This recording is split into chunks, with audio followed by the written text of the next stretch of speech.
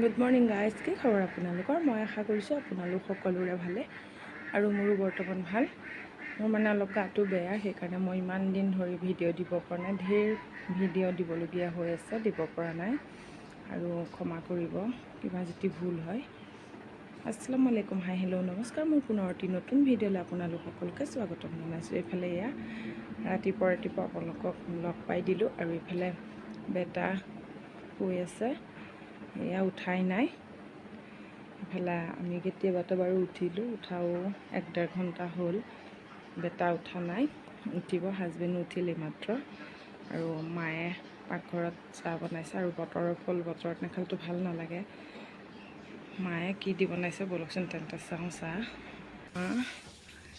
আৰু এই চাহ, বতৰৰ ফল বতৰত নাখালে একদম ভাল নালাগে। এইফালে এয়া কঁঠাল, মইতো প্ৰথমতে আজি 2মাহমানৰ আগতে খালোঁ, তাৰপিছত হাজবেণ্ডেও আনিছিল, তেতিয়া খালোঁ। মিঠা নাছিল কিন্তু অলপ কোমলীয়া আছিলে সেয়া, কিন্তু কালি আনিছে মই অহাৰ বাবে। আব্বাৰো যিহেতু গা বেয়া, আব্বায়ে আনিছে আৰু কঁঠাল।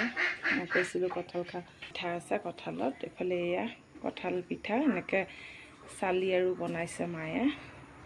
এইফালে এয়া চেনি, আমাৰ নিমখো দিছে ইয়াত, নিমখ অকণমান আৰু কঁঠাল এনেকৈ চালনীত চালি গুটিখিনি পেলাই দি তাৰ যিটো ৰস ওলায় সেয়া আৰু পিঠাগুড়ি এনেকৈ তেলত দি ধুনীয়াকৈ বনাব। আৰু এইফালে এয়া নিমখ চাহ আৰু চেনি চাহ, গাখীৰৰ চাহ তেনেকৈ বনাব। আৰু এয়া নিমখ চাহখিনি হ'ল, এইফালে গাখীৰৰ চাহ ইয়াত বনাব, যিহেতু হাজবেণ্ডে নাখায় আৰু নিমখ চাহ আব্বায়ো নাখায়, বেয়া পায়।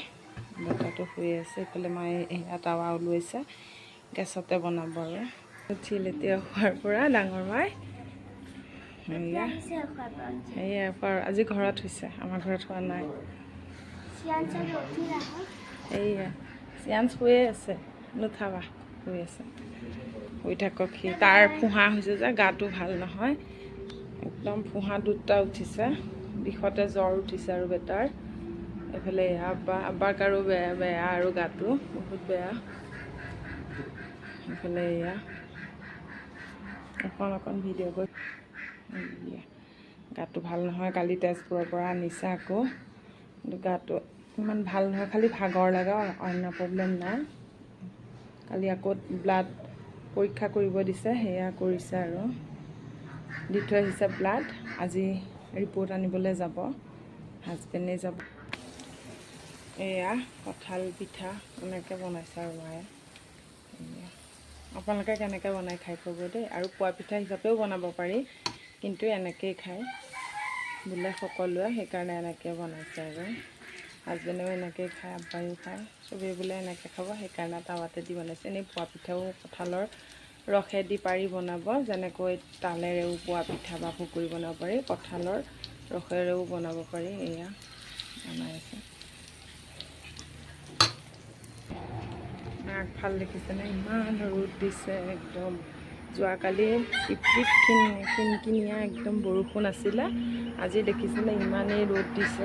চাওক, বহুত ৰ'দ দিছে। মই ৰ'দ একেবাৰে বেয়া পাওঁ, ভাল পাওঁ, কিন্তু অলপ ৰ'দ ভাল পাওঁ। বহুত চোকা ৰ'দ বেয়া পাওঁ, যিহেতু মই একে সহ্য কৰিব নোৱাৰোঁ গৰমটো, খুব গৰম লাগে। আগত এনেকুৱা নাছিলে, এতিয়া হৈছে আৰু এনেকুৱা। এইফালে মায়ে কালি কাপোৰ ধুই দিছিলে, কিন্তু শুকুৱাই নাই, আকৌ মেলি দিছে আজি। অলপ পৰিৱেশটো এইফালে বৌহঁতেও এয়া কাপোৰ ধুই মেলি দি থৈ দিছে।